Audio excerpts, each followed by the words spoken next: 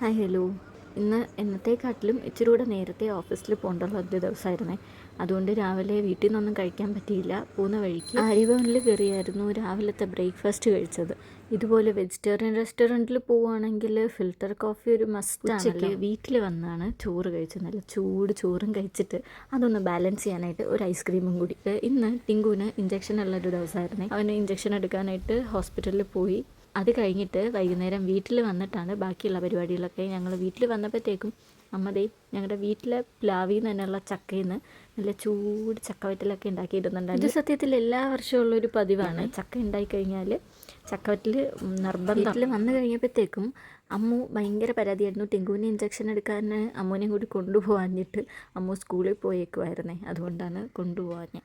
എന്നിട്ട് പിന്നെ രാവിലത്തെ വെജിറ്റബിൾ കറി വെച്ചത് ഫ്രിഡ്ജിലെടുത്ത് വെച്ചിട്ടായിരുന്നു പോയത്.